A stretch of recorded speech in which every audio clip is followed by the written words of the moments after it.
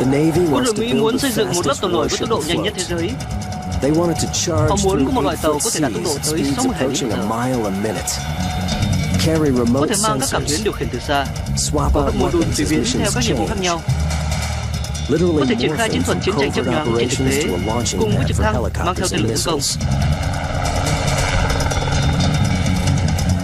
Được vận hành bởi một thủy thủ đoàn và có thể triển khai nhiều nhiệm vụ tấn công nhanh. Nghe thì có vẻ như là một nhiệm vụ bất khả thi. Quân đội Mỹ đã tiến hành các thử nghiệm mở rộng, và X-Craft là chiếc tàu được thiết kế để có thể triển khai nhiệm vụ ở những vùng biển sâu.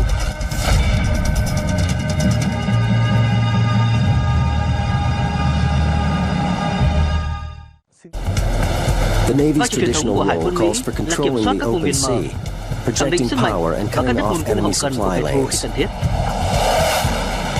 Bây giờ, nhiệm vụ của họ là phải thành công trong cuộc chiến chống khủng bố. Các nguy cơ khủng bố ngày càng tăng. Để bảo vệ lợi ích quốc gia, người Mỹ cần một lớp tàu mới có khả năng phản ứng chớp nhoáng, có tốc độ cực nhanh trên mặt nước và đảm đương nhiều nhiệm vụ một cách linh hoạt. Những gì triển khai trên bản vẽ đã cho thấy hình hài của một loại tàu mới cho Hải quân với khả năng tấn công nhanh trên bờ biển của đối phương. Với tư cách trưởng ban nghiên cứu Hải quân, Chuẩn đô đốc J. Cohen giải thích: với cuộc chiến thời nay và các cuộc chiến chống khủng bố toàn cầu, chúng tôi không những phải có khả năng kiểm soát các vùng biển sâu, triển khai các chiến dịch lớn, mà chúng tôi phải kiểm soát các vùng biển gần bờ, tập trung chủ yếu vào khu vực biển nông, chống lại thủy lôi và các loại tàu ngầm, pháo, tên lửa hành trình và cả các loại thuyền nhỏ tấn công liều chết của khủng bố. Chiến đấu ở vùng nước nông gần bờ khiến Hải quân đối mặt với nhiều nguy cơ mới, đòi hỏi họ phải chống lại các loại vũ khí ở đất. Sự sống sót phụ thuộc vào công nghệ. Điều đó có nghĩa là phải sáng tạo ra những bản mạch và phần mềm mới, động cơ mới và đạn thông minh. Ngoài ra, có thể bổ sung các công nghệ mới trong quá trình phát triển chúng. Các công nghệ khác nhau tân tiến ở những khía cạnh khác nhau. Về vật lý cơ bản, tàu nổi của chúng tôi là dòng một thân hay một khối thay đổi trong thời gian từ 30 đến 50 năm. Các loại radar, cảm biến, sonar, các loại vũ khí mà chúng tôi sử dụng, từ súng tới tên lửa cho đến vũ khí năng lượng cao, chúng ngày càng tân tiến. Ngay cả trước cuộc chiến chống khủng bố, Hải quân Mỹ đã phát triển các loại tàu tấn công tốc độ cao công nghệ mới. Nhân viên phát triển dự án của Ban nghiên cứu Hải quân Paul Ribbon đã dành cả cuộc đời để nghiên cứu những con tàu cao tốc. Những gì chúng tôi muốn là sự kết hợp của tốc độ cao, độ ổn định, tải trọng lớn và tầm hoạt động xa. Rất nhiều thứ chúng tôi phải phân tích để cho ra một mẫu thiết kế thỏa mãn cao nhất với những tiêu chí đặt ra. Seakeeping có nghĩa là độ ổn định. Đó là sự ổn định khi tàu lướt qua những dòng sóng lớn với tốc độ cao. Gần như tất cả năng lượng sóng biển tập trung vào phần tiếp xúc với vỏ tàu. Vì thế, những nghiên cứu trong suốt hơn 50 năm qua của chúng tôi là khuếch tán triệt tiêu sự tiếp xúc này. Giải pháp truyền thống để giữ tàu ổn định là thay đổi hình dạng của thân tàu. Nhưng với X-Craft, họ đã phải tính toán lại thiết kế hoàn toàn. Các công trình sư Hải quân đã dành nhiều tâm huyết để nâng thân tàu lên cao khỏi mặt nước. Tàu cánh ngầm hydrofoil là một trong những giải pháp đã xuất hiện từ lâu. Đây là một mẫu tàu cánh ngầm theo kiểu thông thường dành cho tàu thuyền viên. Công nghệ tân tiến nhất là hệ thống cánh ngầm. Khi đạt đến một tốc độ nhất định, nó sẽ nâng tàu lên khỏi mặt nước, làm giảm sự tiếp xúc của vỏ tàu với mặt nước. Các tàu cánh ngầm kiểu này được đưa vào trang bị cho Hải quân từ cuối năm 1970. Với sức mạnh của động cơ tua bin khí hơn 17.000 chiếc ngựa, nó có thể đạt tốc độ hơn 48 hải lý một giờ. Hải quân Hoa Kỳ cố gắng tiến một bước xa hơn nữa. Tàu đệm khí hovercraft trên thực tế có thể di chuyển hoàn toàn tách trên những con sóng mà không hề chạm vào nước. Một phương tiện khác nữa là LCAC. Nó có thể lướt đi trên mặt nước bằng cách tự tạo một đệm không khí phía dưới và di chuyển trên đệm không khí đó. LCACs LCAC are hovercraft là that một loại reach tàu điện speeds up khí to 40 hovercraft knots, có thể đạt tốc độ 45 miles tới per 40 hour. hải lý một giờ. Flying on a pad Lướt of trên air không allows khí, them to loại ride tàu này có thể dùng directly để up triển on khai the những đợt đổ bộ beaches, nhanh, gồm các discharging hoạt động their thả hàng cargo hóa, of binh tanks, lính, phương trucks, tiện. and troops. The pursuit of the perfect shape Tham vọng for có một loại tàu có hình X-craft dáng brought hoàn the hảo, Navy to one of X-craft, the đưa oldest Hải quân Mỹ trở designs về known với to một trong những thiết humans, kế xưa the cũ nhất của con catamaran. người. Tàu hai thân They modified a catamaran. commercial ferry Họ sửa đổi and một con created phà a thương mại high-speed vessel và tạo nên một called con tàu tốc độ HSV. cao mang tên HSV. Twin-hulled Tàu hai thân catamarans have big catamaran advantages, mang đến nhiều among lợi them thế cargo với tải capacity trọng and lớn, improved ổn định trên mặt nước, seakeeping, riding well di chuyển through tốt most qua sea những đợt sóng states. lớn. Seagoing Con tàu khổng lồ giants như thế like này these có thể carry chở tới nearly 1.000 quân 1,000 troops, and their và độ ổn seakeeping định của nó abilities are được much lực lượng appreciated bộ by Mỹ đánh Marines giá rất battling cao. seasickness. The Hải Navy quân Hoa made Kỳ có further một bước đột phá breakthroughs with nữa a design với bản called thiết kế tàu SWAT. SWAT. Loại tàu lý tưởng chính là SWAT. Nó là loại tàu hai thân với tiết diện tiếp nước nhỏ.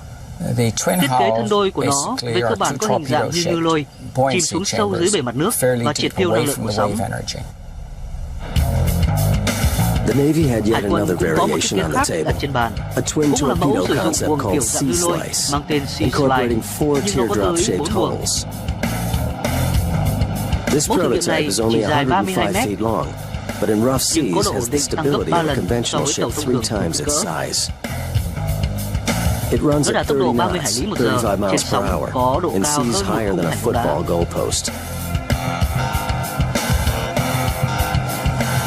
Các mẫu X-craft's tàu tiền bối ancestry của runs X-Craft deep có thiết kế rất to an đa almost dạng, unknown cho tới cả một progression mẫu of đặc biệt swift mà boats, không có tương lai such rõ as ràng Sea là Flyer. Sea Flyer. Chương trình Sea Flyer có thiết kế như là một dạng công nghệ chân nâng. Chúng tôi có một phần cố định đặt dưới thân chính nặng khoảng 300 tấn, lớn đến mức có thể đi bộ bên trong đó. Phần lõi của nó nặng 160 tấn. Nó đem lại sức nâng rất lớn ở sâu dưới nước. Triệt tiêu năng lượng tiếp xúc trên bề mặt nước và phần thân trên của tàu được nâng khỏi mặt nước, giảm tối đa sự tiếp xúc với bề mặt. Sea Flyer's lifting foil raises the ship's body out of the water, and she rides the waves as if in a calm sea. But like the other boats, Sea Flyer didn't supply all the answers.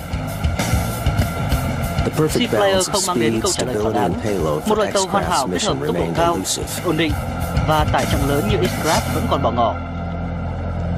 You're just starting today on this crew boat job. I'm not sure what. Synthesizing speed, endurance, and flexibility into a floating fighting machine fell to the English naval architect Nigel G. and Associates of Southampton, England.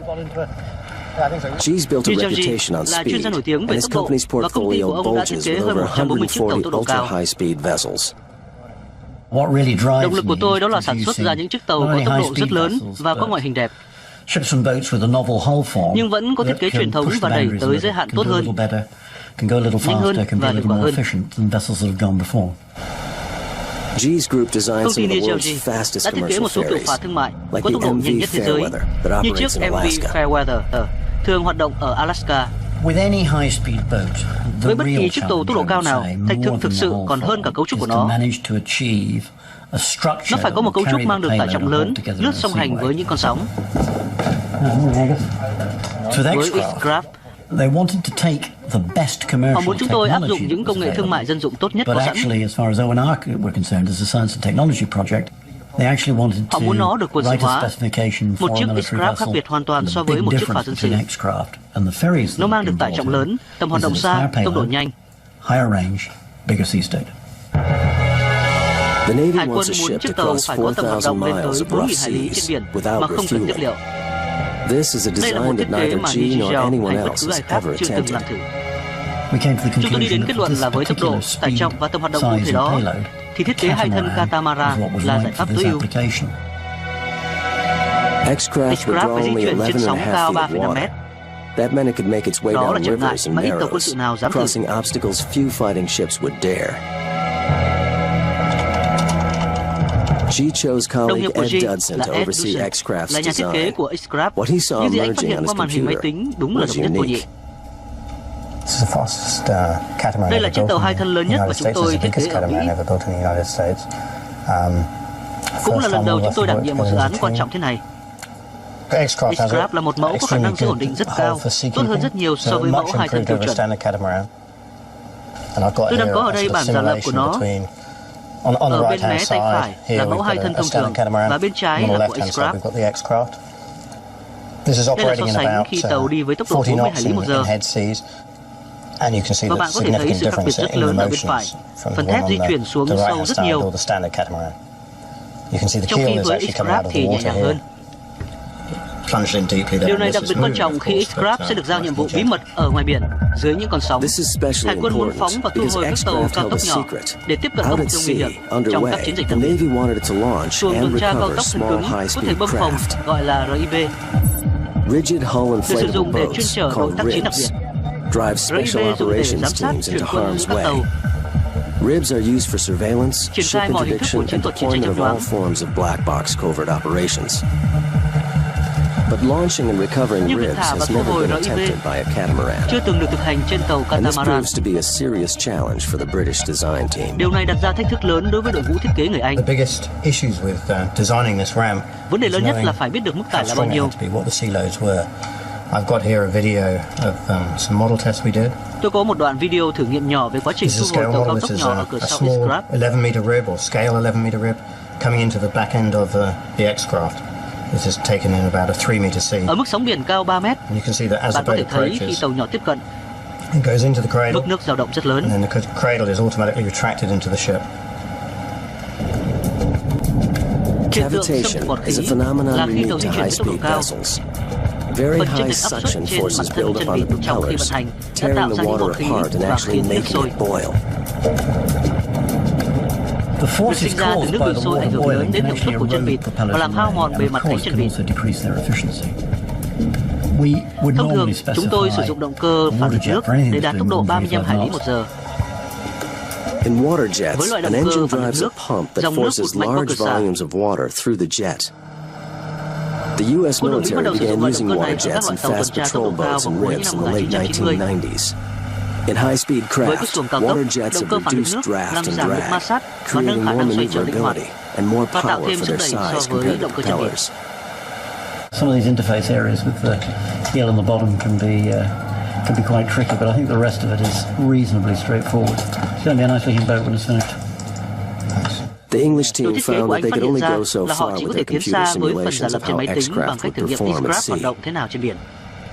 We Chúng tôi believe tin in tưởng this rằng các công cụ hiện đại chính là yếu tố cơ bản phục vụ công việc của chúng tôi. Các công cụ cơ bản, nhất là máy tính để xác định lực kéo của tàu. Tuy nhiên, với một thiết kế mới như vậy, chúng tôi tin là để đạt được thành công lớn nhất, cần phải có sự kiểm nghiệm trên thực tế.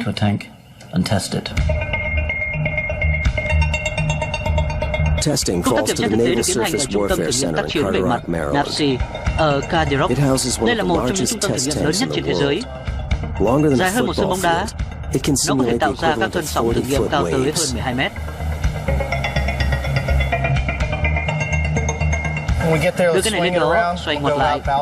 Dan Hayden Dan manages the Hayden crucial đảm nhiệm quá sea-keeping trình kiểm tra tests. quan trọng này. A top Yêu requirement cầu for the tối quan Navy trọng and a với Hải quân potential Mỹ chính là backbreaker xác for định the dữ liệu tiềm project. năng thực tế của dự án. Công việc của chúng tôi là xác định các dữ liệu ban đầu để chứng minh mẫu thử trình diễn thực tế đáp ứng được một số tiêu chí đề ra của Hải quân. Ở mẫu X-Craft với mẫu thử 7,6 mét này, chúng tôi sẽ thử trong vòng 3 tuần rưỡi cho đến 4 tuần.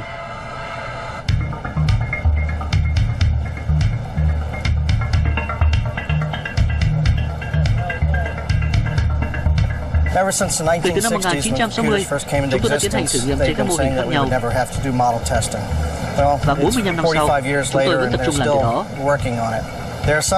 Nhiều thứ không thể tính toán được, vì thế chúng tôi phải hoàn toàn nhập dữ liệu vào trong máy tính. Khi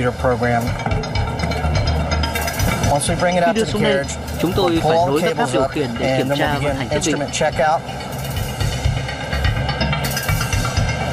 Các cảm biến mà chúng tôi có, cụ thể trong trường hợp này, chúng tôi lắp ở bên trên mẫu thử sẽ cung cấp dữ liệu tốc độ, một số chỉ số đo khác.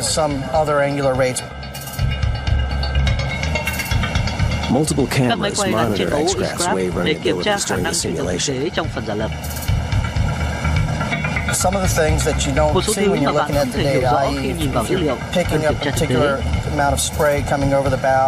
Khi vận hành mẫu thử này, nó sẽ cung cấp độ giả lập ở mức độ nào đó so với dân tổ thử. Dan's colleague, Dan Grant Colley Arsenal, là người giám sát manages khả the năng thao diễn maneuvering của mẫu thử tests, how cũng well như it khả năng lái steers. chuyển hướng của nó. Because Do X-craft would là exceed tốc độ 50 quá 50 knots, hải lý it một giờ, requires building a cần một mẫu larger thử lớn model hơn and và phải testing thực it nghiệm on trên the hồ. lake.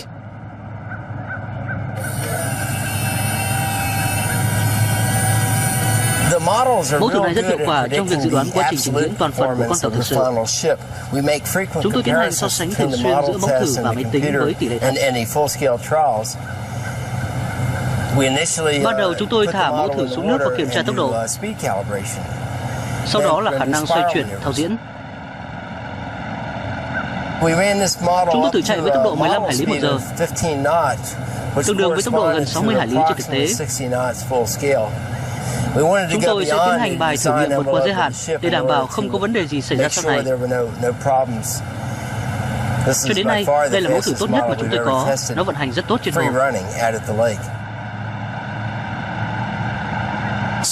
Thành công nối tiếp thành công. Khi thử nghiệm hoàn tất, Hải quân Mỹ sẽ cho chế tạo mẫu thử tỷ lệ 1:1 của X-craft.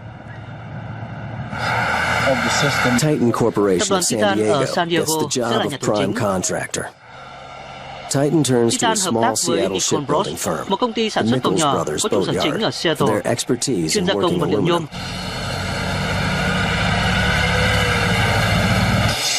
The Vật liệu lightweight này sẽ metal nhẹ hơn makes it 40% so 40% với lighter làm than thép. if built of steel.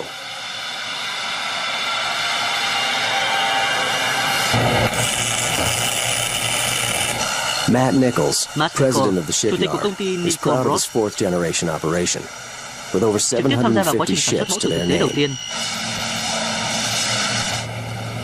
Công ty này cần đóng 750 chiếc tàu khác nhau. Nhôm là vật liệu khó gia công hơn rất nhiều. Vì là vật liệu nhẹ, cần kiểm soát nhiệt độ, kiểm soát môi trường. Mọi yếu tố này đều ảnh hưởng đến thành phẩm. Như các bạn thấy, chúng tôi đã hoàn thành phần bên ngoài. Vì vậy bây giờ sẽ phải hoàn thiện phần bên trong tàu để kiểm soát trọng lượng, kết nối các cấu trúc nhôm lại với nhau. Nichols could bend Nicol có thể là aluminum, chuyên gia gia but the công vật liệu boatyard nhôm, has no nhưng công ty experience này working chưa with the từng có kinh Navy, nghiệm làm việc với Hải and the quân. Blue Water Navy wants Trong them khi to đó, begin đối work tác của họ even muốn bắt before tay the vào công Brits have việc trước finished khi their người Anh design. hoàn thiện thiết kế. Khi bạn bắt đầu đóng tàu trước khi thiết kế hoàn tất, nghĩa là bạn phải chạy nước rút. Từng phần bản vẽ gửi tới sở sản xuất sẽ được thực hiện ngay. Khi khách hàng của bạn thay đổi trật tự, theo một khái niệm hoàn toàn mới, bạn phải cắt tàu ra thành từng phần, thiết kế lại và sau đó lắp ghép lại. In a process Quá trình called này gọi là design vừa thiết kế build, vừa chế tạo. construction Công ty and đóng tàu design và take nhà thiết kế place triển khai công việc cùng một lúc. Thanks Phải to cảm ơn the sự kỳ diệu wonder của of the Internet internet và and mạng the toàn cầu. World Wide Web, as the Các nhà thiết kế designers hoàn were thiện phần literally công việc của doing họ the trên máy detailed tính design, và computer-aided sau đó gửi design. trực tiếp ngay đến Those công were ty đóng flowing tàu. over the Tại đây, electrons công nhân sẽ cắt to nhôm, the than shipbuilders, và Nichols lắp ghép lại Brothers, theo bản vẽ. where they were Chúng tôi then hoàn thiện cutting the toàn bộ thiết aluminum, kế rồi welding gửi it, luôn. assembling it.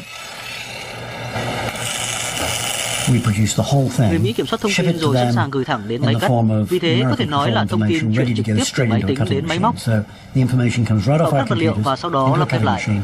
They cut the parts and they put the boat together. At the very same time, Cùng lúc đó, new hệ weapon thống vũ khí systems mới and cũng được sensors hoàn are thiện. coming online. All of it requires Tất cả new những thứ này hardware đều and cần new tới phần cứng và phần software. mềm mới. Just Chỉ cần contemplating xét how it đến all việc fit ghép nối together tất cả những phần này made lại my với head nhau spin. cũng đủ đau đầu.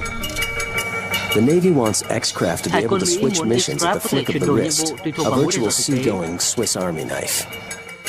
The solution Có nghĩa turns out to be a nó sẽ surprising giống dao one. đa năng Thụy Sĩ. Tractor Giải pháp cuối cùng trailer-sized hóa ra boxes called lại vô mission cùng bất ngờ. modules.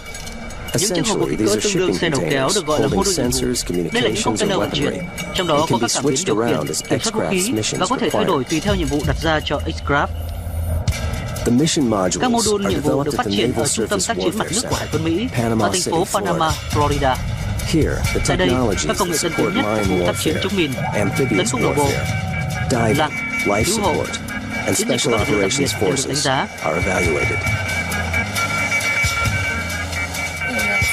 Sam Taylor is Sam Taylor project là manager for quản lý dự mission án phát triển các mô modules. đun nhiệm vụ. Philosophy behind mission modules is Với các such mô that đun you nhiệm vụ, can take and bạn có thể đảm have nhiệm và có tất all cả the các công cụ tools cần you thiết cùng một need lúc, in khép one kín, gọn place, nhẹ. sort of self-contained, self-packaged, so that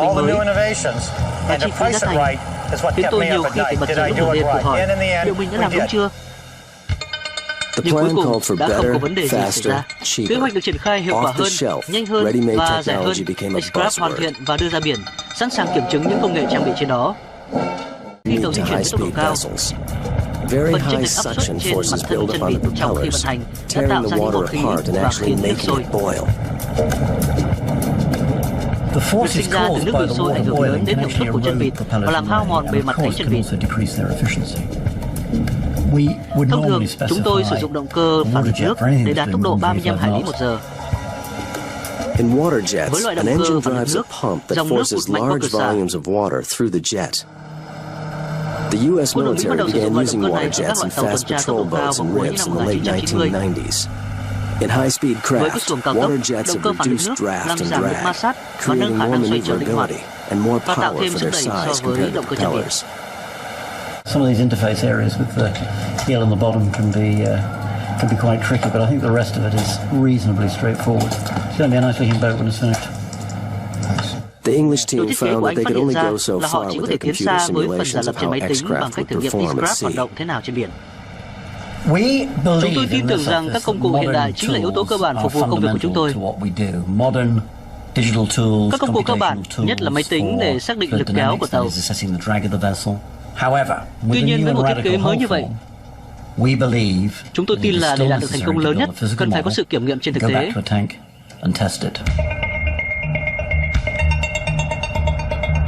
tác kiểm tra thực tế được tiến hành ở Trung tâm thử nghiệm tác chiến bề mặt NAVSEA ở Cadiroc. Đây là một trong những trung tâm thử nghiệm lớn nhất trên thế giới. Dài hơn một sân bóng đá, nó có thể tạo ra các cơn sóng thử nghiệm cao tới hơn 12 mét. Đưa cái này lên đó, xoay ngoặt lại. Dan Hayden manages the crucial đảm nhiệm quá trình seakeeping kiểm tra tests. quan trọng này. A top Yêu requirement cầu for the tối quan Navy trọng and a với Hải quân potential Mỹ chính là xác backbreaker định for dữ the liệu tiềm project. năng thực tế của dự án. Công việc của chúng tôi là xác định các dữ liệu ban đầu để chứng minh mẫu thử trình diễn thực tế đáp ứng được một số tiêu chí đề ra của Hải quân. Ở mẫu X-Craft với mẫu thử 7,6 mét này, chúng tôi sẽ thử trong vòng 3 tuần rưỡi cho đến 4 tuần.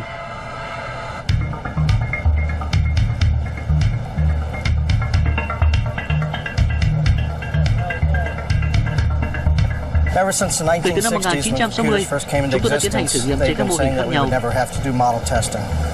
Và 45 năm sau, chúng tôi vẫn tập trung làm điều đó. Nhiều thứ không thể tính toán được, vì thế chúng tôi phải hoàn toàn nhập dữ liệu vào trong máy tính. Khi đưa xuống đây, chúng tôi phải nối các tháp điều khiển để kiểm tra vận hành thiết bị. Các cảm biến mà chúng tôi có, cụ thể trong trường hợp này, chúng tôi lắp ở bên trên mẫu thử sẽ cùng. Hải quân Hoa Kỳ có một bước đột phá nữa với bản thiết kế tàu SWAT. Loại tàu lý tưởng chính là SWAT. Nó là loại tàu hai thân với tiết diện tiếp nước nhỏ. Thiết kế thân đôi của nó về cơ bản có hình dạng như ngư lôi, chìm xuống sâu dưới bề mặt nước và triệt tiêu năng lượng của sóng. The Navy had yet Hải quân another cũng có một thiết kế variation on khác the đặt table, trên bàn, a twin cũng là mẫu torpedo sử dụng concept buồng kiểu called dạng Sea ngư lôi Slice, mang tên Sea Slice, incorporating 4 nhưng nó có tới 4 teardrop-shaped buồng. hulls. This Mẫu thử nghiệm prototype này is only chỉ dài 32 105 mét, feet long, but in rough nhưng có seas độ has ổn the định tăng gấp stability 3 of a lần so conventional với ship tàu thông 3 thường times its cỡ. size. It runs Nó đạt at tốc 30 độ 30 hải knots, lý một giờ 35 trên miles per sóng hour, có độ in cao seas hơn một higher khung than a thành bóng đá. football goalpost. Các mẫu X-Craft's tàu tiền bối ancestry của runs X-Craft deep có thiết kế rất through an đa almost dạng, cho unknown tới cả một progression mẫu of đặc biệt swift mà boats, không có tương lai such rõ as ràng Sea là Flyer. Sea Flyer. Chương trình Sea Flyer có thiết kế như là một dạng công nghệ chân nâng. Chúng tôi có một phần cố định đặt dưới thân chính nặng khoảng 300 tấn, lớn đến mức có thể đi bộ bên trong đó. Phần lõi của nó nặng 160 tấn.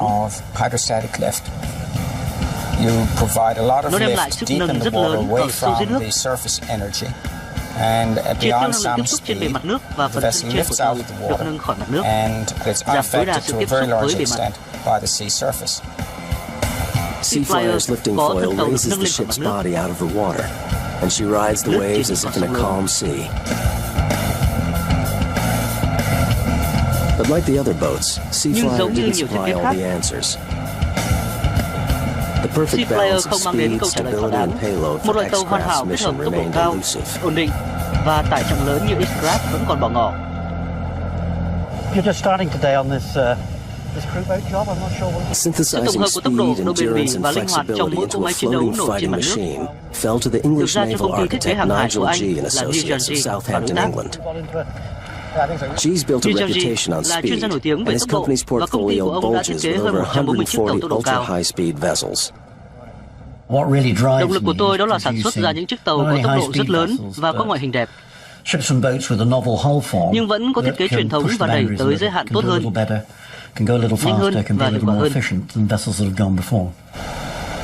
G's group designed Công ty some of Lee the world's Chang-ji fastest đã thiết kế commercial một số kiểu ferries, phà thương mại like có the tốc độ MV nhanh nhất thế giới, Fairweather that như operates chiếc in MV Alaska. Fairweather thường hoạt động ở Alaska.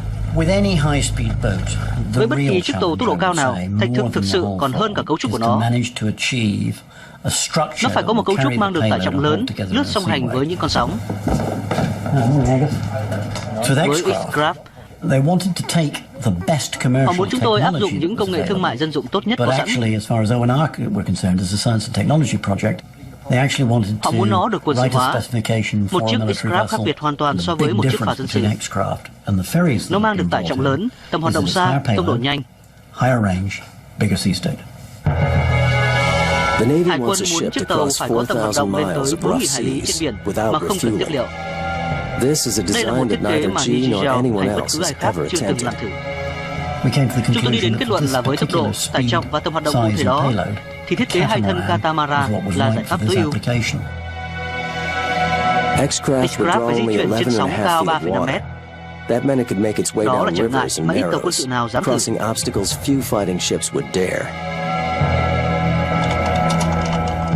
G chose Đồng colleague nghiệp của Ed G Dudson là to Ed oversee Dudson, X-Craft's là nhà thiết kế design. của X-Craft. What he saw Những gì anh phát emerging hiện on qua his màn hình máy computer tính đúng là was độc nhất vô nhị. unique. Đây là chiếc tàu hai thân lớn nhất mà chúng tôi thiết kế ở Mỹ. Cũng là lần đầu chúng tôi đảm nhiệm một dự án quan trọng thế này. X-Craft là một mẫu có khả năng giữ ổn định rất cao, tốt hơn rất nhiều so với mẫu hai thân tiêu chuẩn. Tôi đang có ở đây bản giả lập của nó. Ở bên mé tay phải là mẫu hai thân thông thường và bên trái là của X-Craft. Đây là so sánh khi tàu đi với tốc độ 40 hải lý một giờ. Và bạn có thể thấy sự khác biệt rất lớn ở bên phải. Phần thép di chuyển xuống sâu rất nhiều, trong khi với X-Craft thì nhẹ nhàng hơn. Điều này đặc biệt quan trọng khi X-Craft sẽ được giao nhiệm vụ bí mật ở ngoài biển dưới những con sóng. Hải quân muốn phóng và thu hồi các tàu cao tốc nhỏ để tiếp cận các mục tiêu nguy hiểm trong các chiến dịch đặc biệt. Xuồng tuần tra cao tốc thân cứng có thể bơm phồng gọi là RIB, được sử dụng để chuyên chở đội tác chiến đặc biệt. RIB dùng để giám sát chuyển quân giữa các tàu, Ribs are used for surveillance, triển ship khai mọi hình thức của interdiction, chiến and thuật chiến tranh deployment chậm of all loáng. forms of black box covert operations.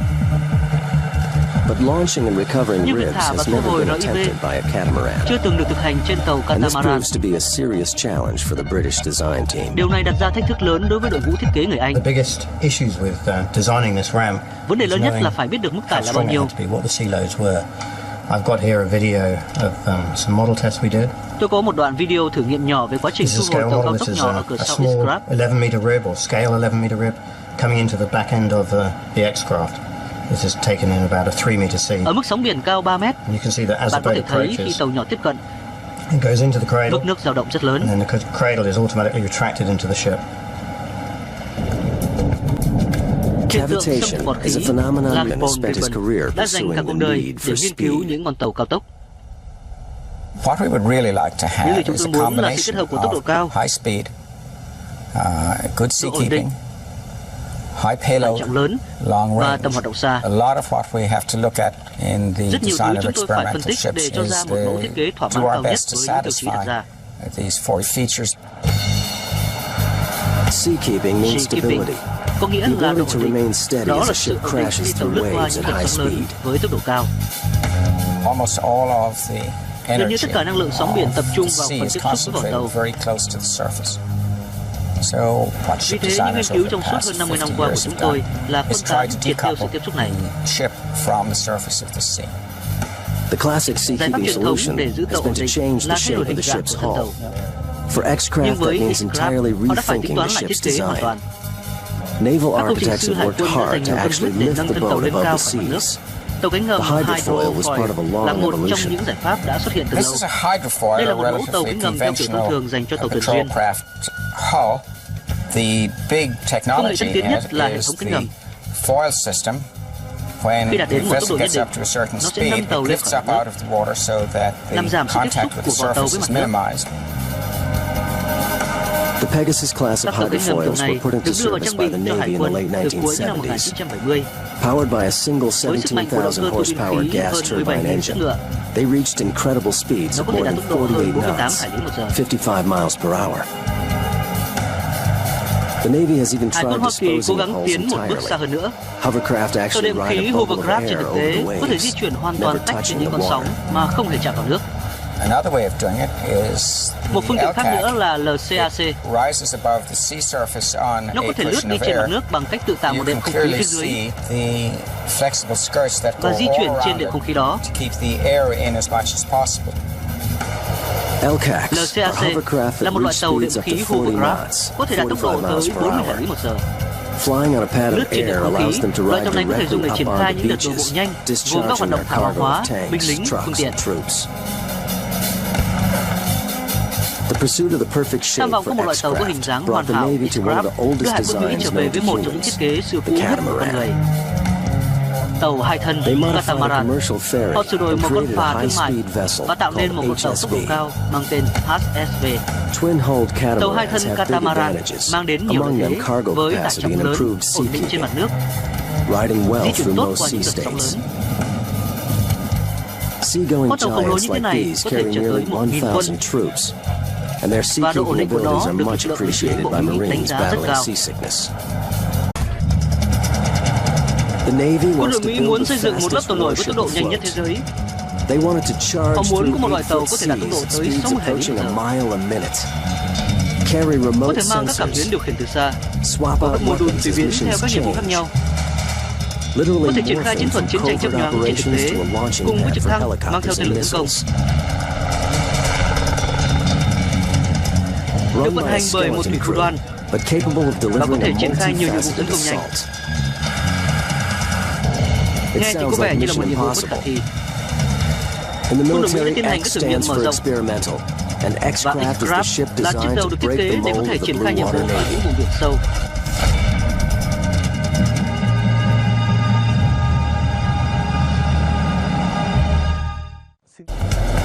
The Navy's Vai trò truyền thống traditional của Hải role quân Mỹ calls for là kiểm controlling soát the các vùng open biển mở, sea, khẳng định projecting sức mạnh power and và cắt cutting đứt nguồn off cung enemy hậu cần của supply kẻ thù khi lanes. cần thiết. Now Bây it giờ, must succeed nhiệm vụ của in a họ là new phải thành theater công of war. trong cuộc chiến chống khủng bố. Terrorist threats Các nguy loom cơ khủng bố large. ngày càng tăng. To Để defend bảo the vệ lợi ích nation, quốc it gia, needs a hot người new Mỹ class cần một of lớp tàu ship mới that có khả offers năng phản lightning ứng chấp nhoáng, response, có tốc độ cực speed nhanh over trên mặt nước water, and và đảm đương multi-role nhiều nhiệm vụ một flexibility. cách linh hoạt. What is Những sailed gì off triển the khai trên drawing bản vẽ boards đã cho represents a thấy new hình mission hài for của the một loại tàu Navy, mới cho Hải quân the với khả năng ability tấn to công nhanh quickly trên take bờ the biển của đối fight to phương. the enemy shores. As the Chief Với tư of cách Naval trưởng ban nghiên cứu Research, Hải quân, Rear Admiral J. chuẩn đô đốc Cohen J. Cohen giải explains, thích, Với với cuộc chiến thời nay và các cuộc chiến chống khủng bố toàn cầu, chúng tôi không những phải có khả năng kiểm soát các vùng biển sâu, triển khai các chiến dịch lớn, mà chúng tôi phải kiểm soát các vùng biển gần bờ, tập trung chủ yếu vào khu vực Biển Đông, chống lại thủy lôi và các loại tàu ngầm, pháo, tên lửa hành trình và cả các loại thuyền nhỏ tấn công liều chết của khủng bố. fighting Chiến near đấu into ở vùng nước shore nông gần poses a bờ whole khiến new Hải set quân đối of mặt với threats nhiều to nguy the cơ Navy, mới. requiring a ship Đòi to hỏi fight in a họ more phải chống lại fluid các loại vũ wartime khí ở environment mặt đất. against land-based weapons. Sự Survival sống sót depends phụ on thuộc vào công nghệ. technology. That Điều đó means có nghĩa everything là from phải sáng tạo innovative ra new những bảng mạch circuits và to phần mềm mới, software, power động plants cơ to mới smart và đạn munitions. thông minh. It also Ngoài means ra, being có able thể to bổ integrate sung các new công nghệ mới trong quá technologies trình phát as triển they chúng. develop. Các công nghệ khác nhau tân tiến ở những khía cạnh khác nhau. Về vật lý cơ bản, tàu nổi của chúng tôi là dòng một thân hay một khối thay đổi trong thời gian từ 30 đến 50 năm.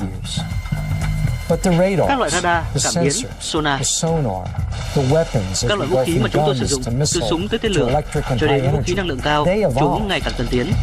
Even before Ngay cả the trước war cuộc on chiến chống khủng terrorism, bố, the Navy had been working to Hải develop quân new Mỹ đã phát triển các technology loại for tàu tấn công faster, tốc độ more cao công nghệ potent mới. fighting ships.